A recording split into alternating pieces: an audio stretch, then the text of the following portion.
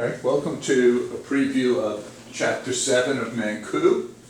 And what we will be talking about is consumer and producer surplus and the efficiency of markets. So, what is willingness to pay? Willingness to pay is the amount, the maximum amount that the buyer is willing to pay. That leads us to consumer surplus. As you remember with the Pearl Exchange, consumer surplus is the maximum you're willing to pay minus what you actually pay. Okay, so if you're willing to pay 100 and you pay 50, your consumer surplus is 50. If you're willing to pay 100 and the price is 120, you don't pay, and we'll look at that graphically in a second. So, looking at the demand curve, here's what consumer surplus is. At this price above P1, you're willing to pay, say, P2. You pay P1. The difference between P2 and P1 is consumer surplus. And as you go up here, P3, P4, P5, everything above up to here is consumer surplus. Now, below it is people are not willing to pay P1. So therefore, they do not purchase the good. Okay? So if you looked in, as we just did, all of this above the equilibrium and below demand is consumer surplus. Okay?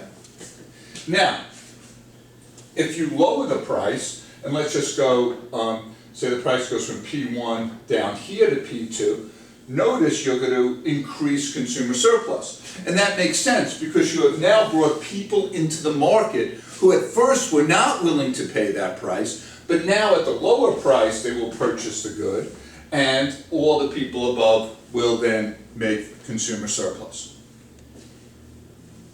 Okay? What does consumer surplus measure? It really measures the benefit of the product from the buyer's perception. Because again, all consumer surplus is saying is that this product is benefiting me more than I really have to actually pay for it. I'm willing to pay $50 because that's what it would benefit me, but I'm only paying $20, so my perceived value is $30. Okay, so it brings us now to producer surplus, which is the minimum amount, or actually, it's the amount that it costs to produce the product. So, producer surplus is, if the Pearl costs me $20, then that's the minimum I'm going to sell it for. If I sell it for $100, then I have an $80 producer surplus. Okay? And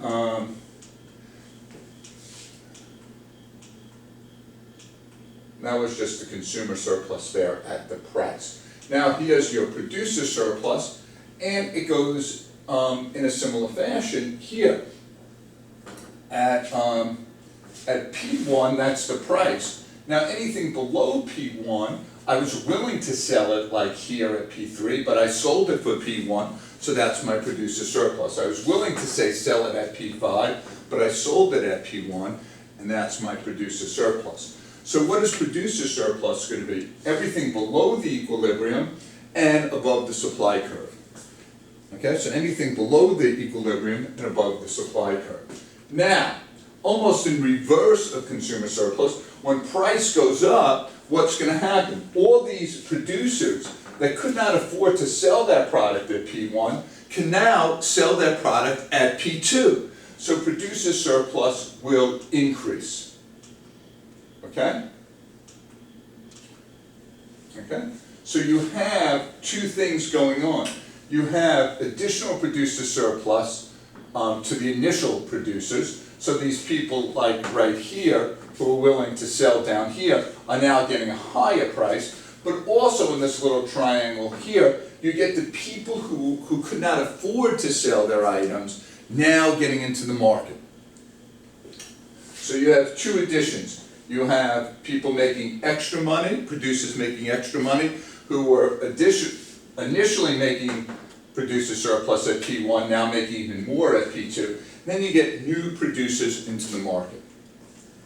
Let's just take a step back and look at that from the consumer surplus too, because that happened there too.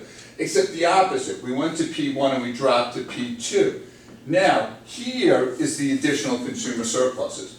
It's those people who are above now making even more consumer surplus. And then we have this little triangle over here, which is the new consumer surplus. People who are not in the market, people who could not afford or didn't think it was worth the price, now at the lower price coming into buy. Okay, so it's, again, people below the equilibrium down to the new price. Okay.